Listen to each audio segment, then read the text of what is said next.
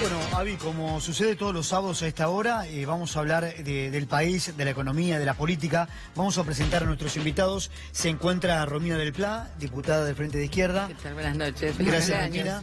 Muy amable. Fernando Pérez, diputado provincial de Cambiemos. Muy buenas noches. Gracias. Y Fernanda Raberta, diputada del Frente para la Victoria. Muy amable. Buenas noches. Gracias por estar con nosotros. Bueno, lo primero que quería, para arrancar el debate es marcha del jueves. ¿Qué les pareció? Bueno, realmente fue impresionante la marcha, no solo las 350.000, 400.000 mujeres sí, que y no hombres. Importa el número, no importa, era gigantesco. Sí. Que hubo aquí en la Ciudad de Buenos Aires, pero también a nivel nacional, porque hubo 110 localidades del interior del país y de la provincia de Buenos Aires donde esta marcha se desarrolló, además de que es una marcha de carácter internacional, ¿no? En el marco del Paro Internacional de Mujeres. En ese punto creo que un dato importante es que cada vez más gremios se sumaron en forma activa al paro, como paro efectivo, colocando las demandas de la mujer, y creo que un punto central es que encabezó la movilización el reclamo por el aborto legal, seguro y gratuito.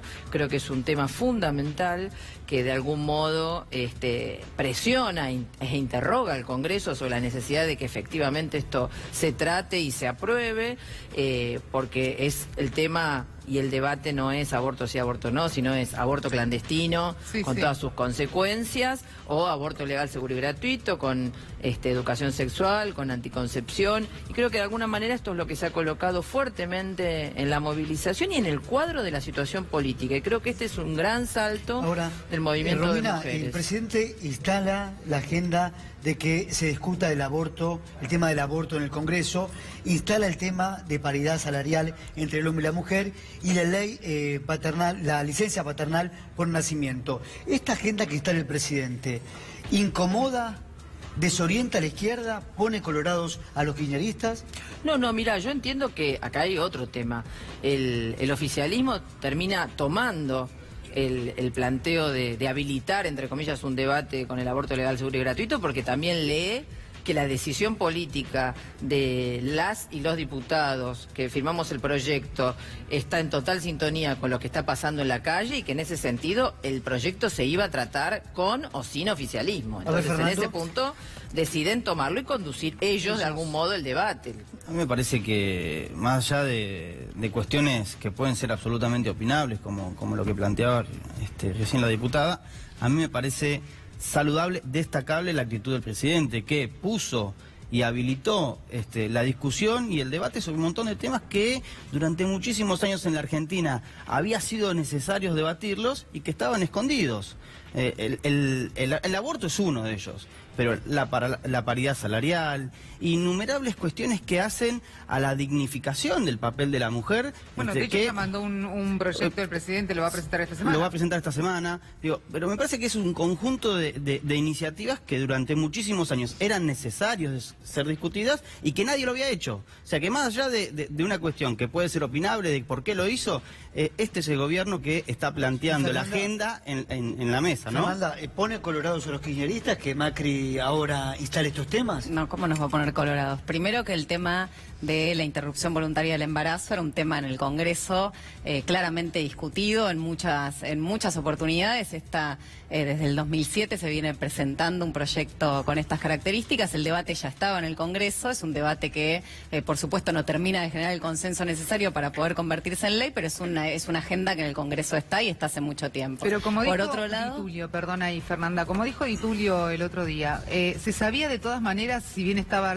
realizándose el debate, que Cristina Fernández de Kirchner no iba por la aceptación del aborto legal, voluntario, no.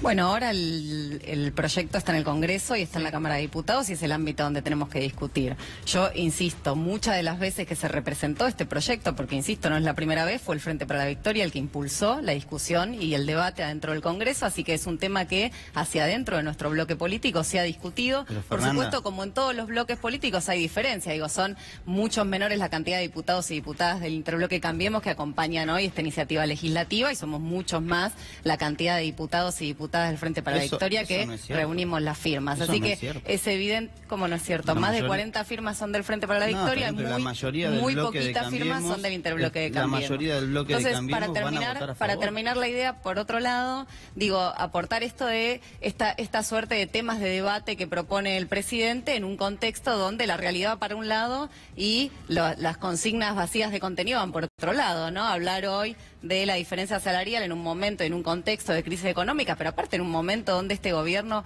claramente genera las condiciones para que haya cada vez más despidos, más desocupación. ¿Hay oportunismo? No, hay una suerte de subestimación de la inteligencia de la comunidad, de la sociedad, en pensar que no nos damos cuenta, digamos, que no nos damos cuenta, y subestimación en pensar que no podemos discutir todas las cosas al mismo tiempo. Por un lado podemos discutir la interrupción voluntaria del embarazo, podemos hacer esa discusión en cada una de las comunidades, donde las chicas en la escuela, los profesionales en sus ámbitos laborales, cada uno donde tenga que discutirlo, también lo podemos discutir en el Congreso, pero también no nos olvidamos de discutir en el mes de marzo cómo inician las clases los chicos, si las mamás les alcanzan o no para comprar los útiles escolares, si ir a la escuela hoy con zapatillas nuevas es una posibilidad de aquellas familias que viven en el conurbano bonaerense, de aquellas familias que viven en cualquiera de las barriadas de las ciudades del interior de la provincia de Buenos Aires. Entonces, me parece que hay una oportunidad en el debate de la interrupción voluntaria del embarazo, que es que de hecho alcanzamos a juntar. Yo había participado también con mi firma en el proyecto anterior que perdió estado parlamentario. O sea, hay una oportunidad porque se han reunido nuevas firmas, se ha reunido una numerosa cantidad de firmas y eso es muy bueno,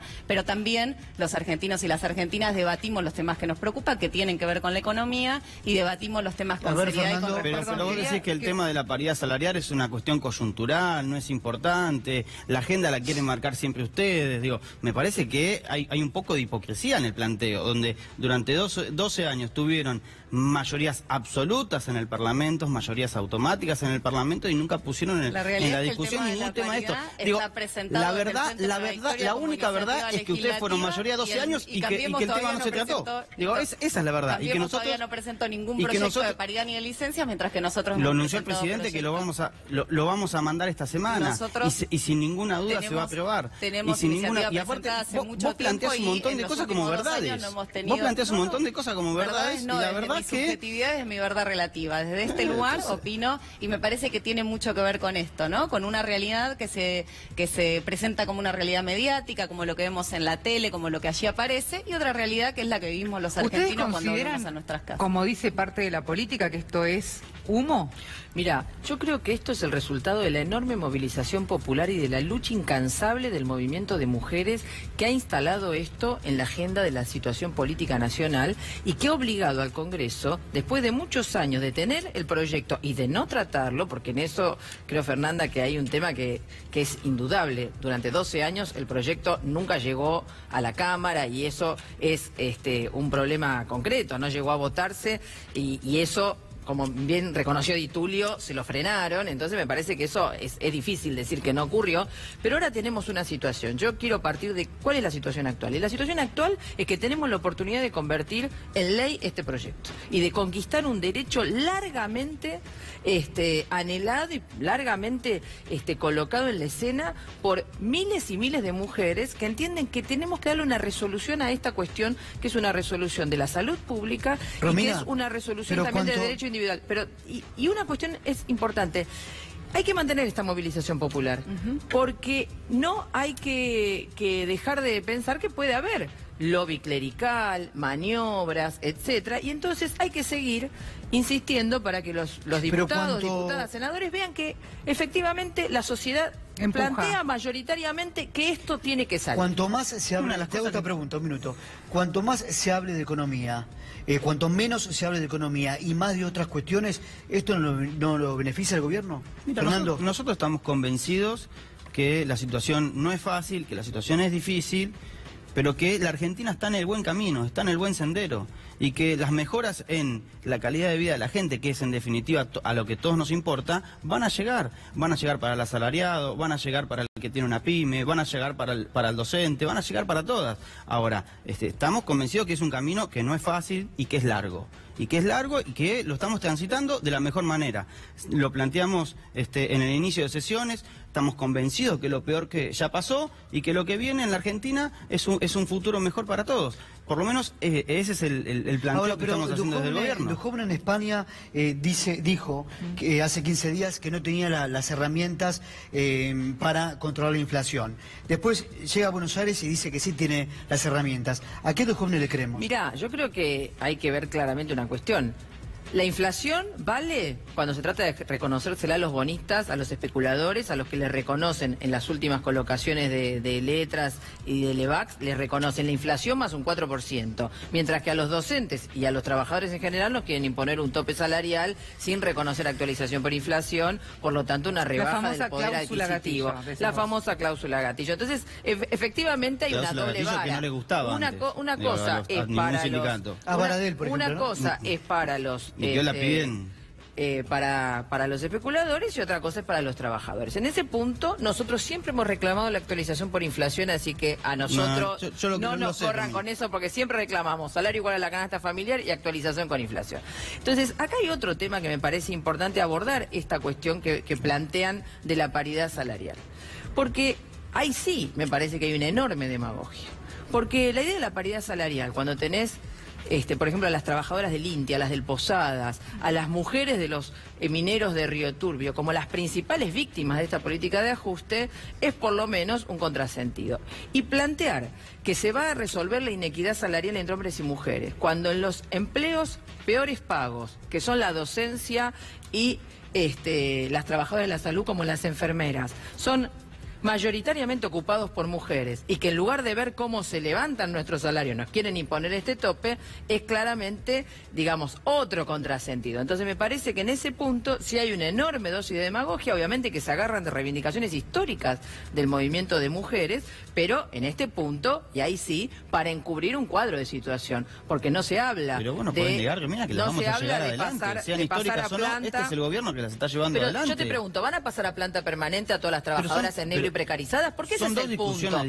No son dos discusiones, porque la mayoría de las mujeres están afectadas por el trabajo negro y precarizado. Entonces, ese es el punto. ¿Van a aumentar el salario de los docentes y las enfermeras? Ese es el punto. ¿Van a reincorporar a las trabajadoras del INTI y a las del Posadas?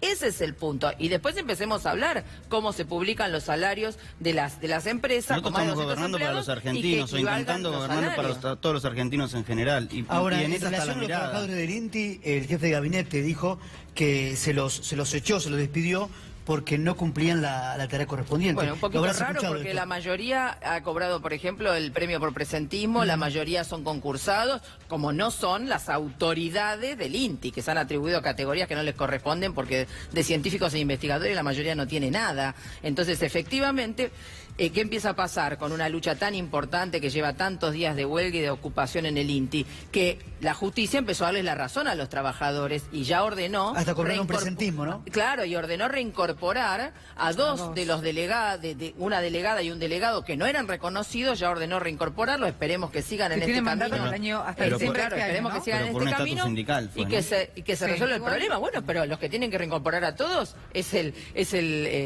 directorio del INTI. Tiene que dejar de dar esta vuelta para privatizar el INTI. Esto de argumentar y de poner en el lugar, digamos, al trabajador en el lugar de estigmatización que este gobierno viene haciendo desde el momento cero, digamos, de que asumieron diciendo que se merecían y que no se merecían, hablando de la grasa militante. Me parece que tiene que ver con construir, digamos, comunicacionalmente una subjetividad y un sentido común que termine haciendo pensar que si ese trabajador se merece o no se merece ese puesto de trabajo. Y me parece que eso tiene que ver con una gran transferencia de dinero, que este gobierno ha tomado la decisión de asignar a los grupos concentrados de la economía, a sus amigos, a sus parientes, a sus familias, y esa gran transferencia de dinero y ese ajuste que lo paguen los trabajadores. Me parece que tiene mucho que ver, digo, lo vimos también en el mundo, digamos, de la discusión con los maestros y con los educadores y los docentes y los sindicalistas y sus representantes en el movimiento obrero organizado, esto de asignarle, digamos, una connotación negativa al trabajador. Bueno, yo creo que, insisto, yo creo que hay mucha subestimación de lo que el pueblo argentino... Fue Cristina Kirchner quien dijo que los docentes tenían 3 meses de vacaciones y trabajaban poco. No fui yo. Estoy hablando de Macri, que hace gobierno hace 2 años y que esta realidad, insisto, que viene como... Este es el gobierno... De alguna manera, todos podemos ver que cada vez le va peor a los trabajadores, van perdiendo puestos de trabajo, vamos viviendo una situación de crisis económica que claramente nos pone en un lugar muy incierto, de mucha preocupación a los argentinos, y sin embargo hay algunos que les está yendo muy bien. Digo, esta decisión y este modelo económico es el modelo neoliberal que impulsa y que ha tomado la decisión de impulsar este gobierno, y me parece que en esa estigmatización del trabajador creen que va a perder fuerza el reclamo de Fernando, los trabajadores. pero la sociedad es que esto da la sensación que, porque el gobierno dice, nosotros invertimos socialmente más que Cristina Kirchner, pero ¿qué pasa? Da la sensación, no, eso es un dato, certero, bien. ¿Hay mal humor social para vos? Mira, yo estoy convencido que... ¿Pero hay mal humor social? Estoy convencido que en general la sociedad está de acuerdo con el destino económico de este gobierno. Sabe y lo está sintiendo. ¿Por qué? Porque el ajuste salarial, el ajuste de las tarifas existió y afecta sobre todo al asalariado que su sueldo no creció en la misma sintonía. Esto es indudable, digo, nadie lo puede negar. Ni venimos acá a hacerlo ni a mentir. Ahora, había que hacerlo porque estábamos viviendo una situación de fantasía que en algún momento nos iba a llevar puestos como Estado. Digo, nosotros no teníamos capacidad de producción. La energía no alcanzaba para que podamos instalar una fábrica en alguna ciudad del interior de la provincia. Entonces digo, esto era un dato. Esto pasaba. Pero para vos los votantes de Cambiemos... Los votantes de Cambiemos saben que vamos bien. ¿Están desencantados o hay preocupación? No. Los votantes de Cambiemos saben que vamos bien, los votantes de Cambiemos saben que lo peor ya pasó y que el destino es el adecuado. La pregunta que yo me hago es, ¿a qué llaman ustedes que lo peor ya pasó? ¿Qué es para Cambiemos lo peor que ya ha pasado? Sobre todo toda la adecuación de las tarifas. Sí. Hemos conseguido bajar la inflación, no a los niveles que hubiésemos deseado, pero hemos conseguido bajar la inflación. Este año vamos a terminar con una inflación de menos de 20 puntos. Digo, vamos en un camino donde vamos cumpliendo objetivos paulatinos. Fernando, ¿cómo terminan con una inflación o cómo terminamos en realidad? Porque es una realidad, no pasa por partido político, porque terminamos todos los argentinos. Nos afecta a todos. Exacto. ¿Cómo terminamos con una inflación de menos de 20 puntos cuando las estimaciones hasta el mismo Banco Central hablan de 2 puntos o 3 puntos más de lo que había dicho el gobierno en su primer momento, que era una inflación del 15%, habla el Banco Central de 17%, los privados hablan de 20, 25%? Bueno, a ver, nosotros estamos convencidos que la vamos a tener por debajo de 20%. Pero ¿cómo es el mecanismo? ¿Resistiendo al bajo consumo, diríamos? ¿O cómo a ver, la misma política que venimos ejecutando en los últimos, te diré, 28 o 30 meses. Digo, más allá del inicio del gobierno que hubo, cuando se levantó el cepo, hubo un proceso de devaluación que obviamente se traslada a la inflación, sin ninguna duda, porque eso no es inevitable. Claro. Digo, más allá de ahí, que fue lo que afectó y que disparó la inflación el primer año de gobierno, digamos, la hemos conseguido domar.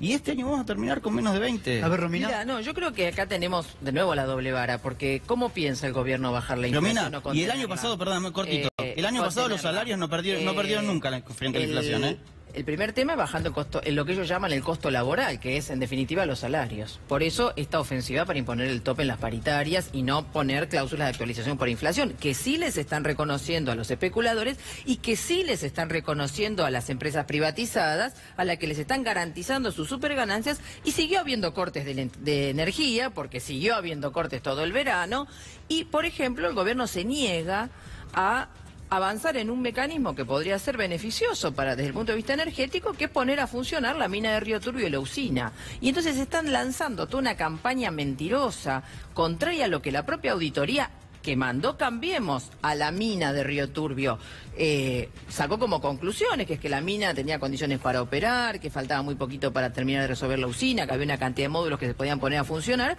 y los trabajadores de la usina, de la usina y de la mina, que explican que están en condiciones de ponerla a funcionar y que tienen una capacidad de producción que podría engancharse en el interconectado nacional y abastecer de energía a 4 provincias. Y de paso, abastecemos a 4 provincias y no matamos a 2 poblaciones enteras, porque eso es lo que va a hacer el gobierno cerrando la mina de Río Turbio, y se tienen que dejar de Romina, falsear la realidad. ¿puedo instalar un tema para que debatamos todos? Los empresarios nacionales. Bueno, justamente el lunes se va a haber una reunión con la UIA, pero hay una tradición de los empresarios argentinos que no invierten, los extranjeros no llegan. Están colmados de dudas los empresarios. A ver, Fernanda, que no invierten. A Romina le estás preguntando. Empiezo con vos, a ver. Bueno, no, la verdad es que, insisto, si la expectativa de bajar la inflación... El año pasado la inflación quedó a 8 puntos de diferencia de lo que había propuesto el gobierno. Si la expectativa de bajar la inflación tiene que ver con que haya menos consumo, con que menos puestos de trabajo y menos, digamos, cuando cierran las paritarias, el valor adquisitivo que tiene el trabajador pierde y entonces tiene menos capacidad de compra. Si la idea de bajar la inflación tiene que ver con que consumamos menos, con que vivamos cada vez peor, seguramente van a llegar a mover algunos indicadores y algunos números van a modificar. Yo creo que este modelo, en donde el presidente de la Nación, por ejemplo, el 1 de marzo no dedica un solo párrafo a la industria, digamos, este modelo económico tiene que ver con poner el acento, como decía recién, con que el ajuste lo paguen los trabajadores y que quienes crezcan, digamos, económicamente sean aquellos que especulan financieramente. Este modelo empieza y termina de esta manera. De hecho, los argentinos conocemos, digamos, y conocimos este modelo y sabemos cómo termina. Entonces, me parece que es difícil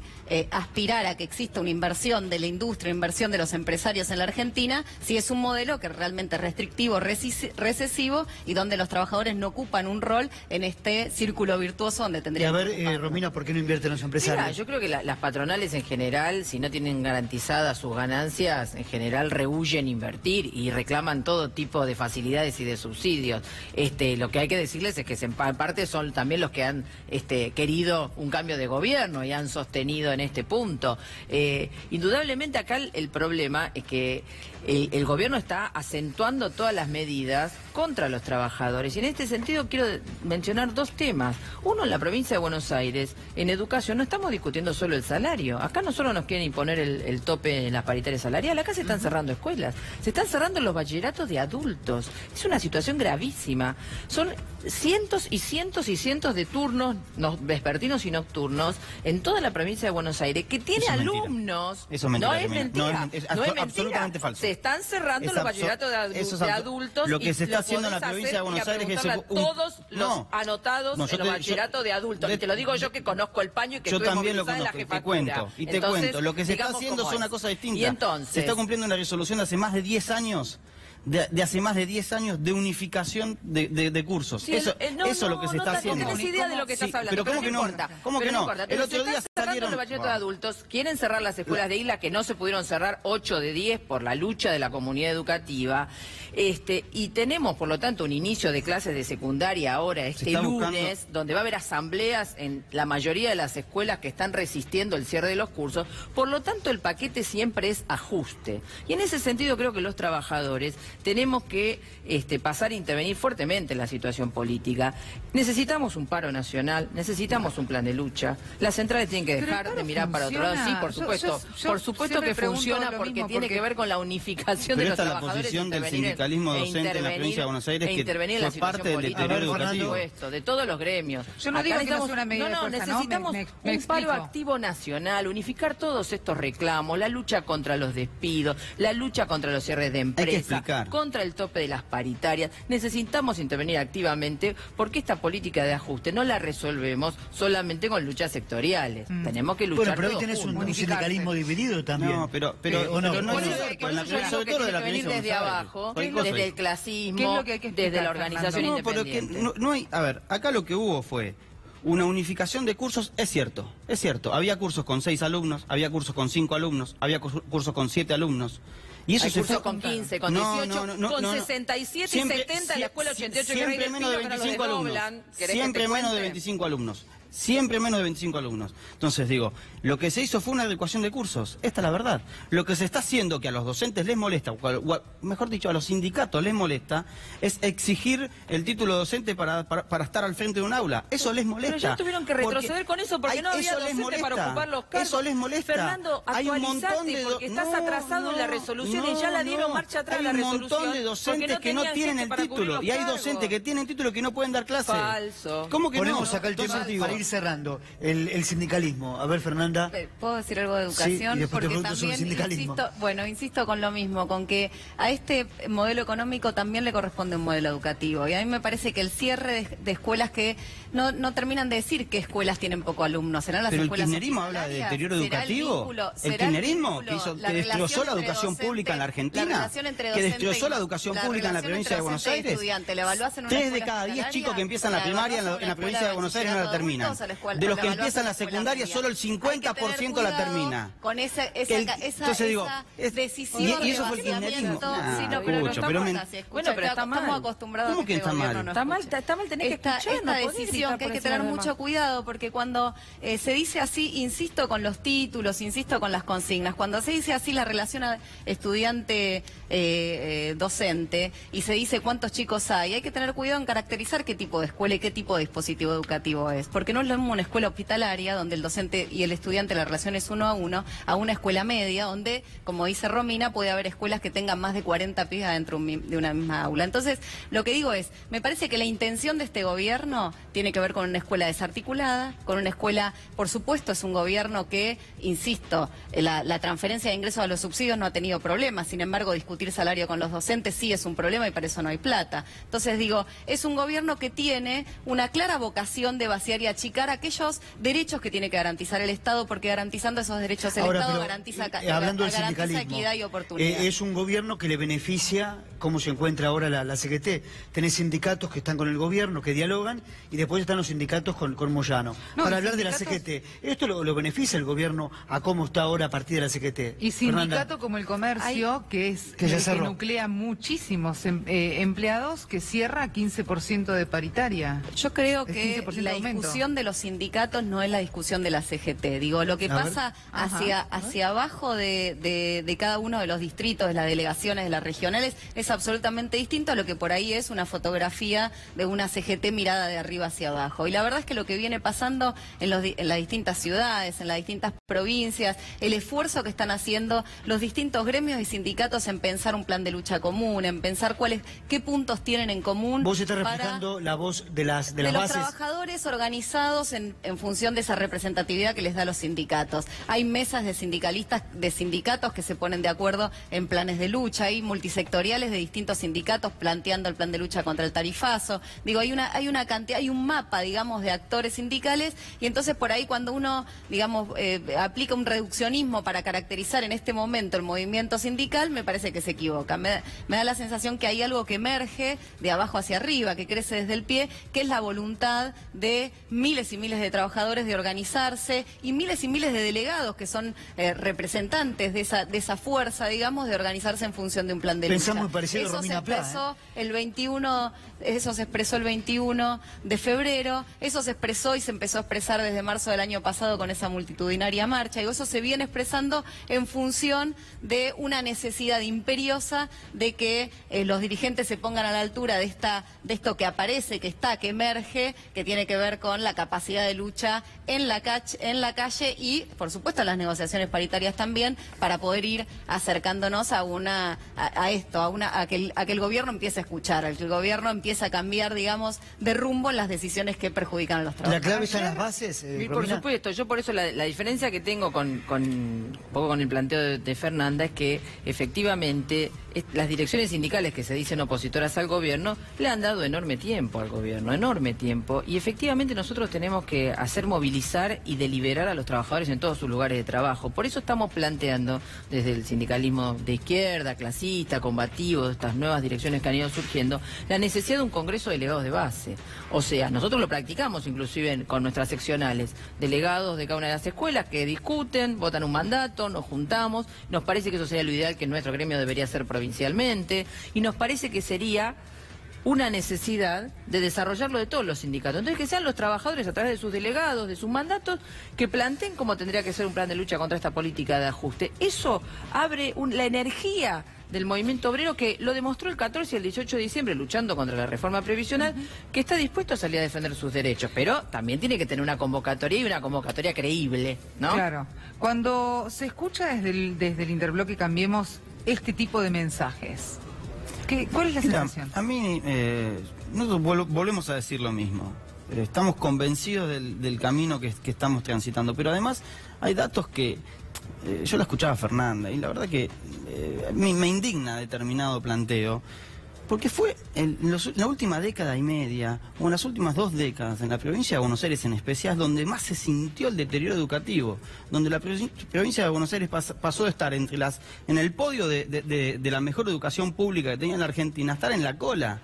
Y eso fue una decisión política. Los colegios estaban devastados cuando asumimos. Los chicos no tenían en muchos lugares donde sentarse. Entonces, compraron bancos, mejoraron pero obviamente se trabaja todo el tiempo para que los chicos... Este año, por ejemplo, en mi pueblo, que es en Quilmes, no hubo ningún colegio con riesgo de inicio. Entonces digo, tienen una suerte bárbara, no es lo que ningún pasa en la colegio. Entonces digo, a ver, ¿qué es lo que planteo? La discusión tiene que ser seria, tiene que ser desde otro lugar.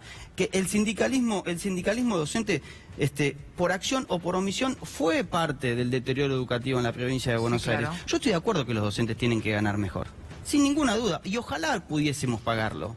Porque, eso está fuera de discusión. Y ojalá que los docentes puedan estar a cargo de un solo curso con un salario que les permita vivir, porque de esa manera, sin ninguna duda, van a hacer mejor su tarea. Ahora, me parece que lo que hay que discutir, además de todo eso, es la calidad educativa, qué les enseñamos a los chicos, tienen que aprender. Digamos, hoy, en la provincia de Buenos Aires, los exámenes del año pasado dieron muy mal. Los chicos terminan la secundaria, los que terminan, que es una mínima parte, terminan la secundaria en la mayoría de los casos sin saber comprender un texto. Entonces tenemos que apuntar ahí. Ese es el desafío que viene. A la educación del futuro. Mira, yo creo 2 cosas. Primero es... lo que afirma Fernando, que sería lo ideal, no es lo que opinan los funcionarios que se tienen que encargar de esto del gobierno de la provincia de Buenos Aires. Porque, por ejemplo, se la pasan hablando del promedio salarial por 2 cargos, cuando en realidad nosotros discutimos que tendríamos que discutir el salario de 1. Entonces, efectivamente, lo que él acá enuncia no es lo que el gobierno hace, sino que el gobierno lo que hace es colocar el salario tan por debajo de la línea de pobreza que la mayoría de los docentes se ven obligados a trabajar 2 y 3 cargos, cosa que no es de este gobierno solamente. Eso te lo concedo, porque hemos venido luchando contra el deterioro de los salarios y de la docencia muy fuertemente también durante el gobierno anterior, el anterior y el anterior. O sea que esto no distingue signo político. Creo que necesitamos... ponernos de pie, en el caso de educación, la comunidad educativa, a defender nuestras escuelas, porque el gobierno viene a arrasarlas definitivamente. Muchas gracias. Gracias.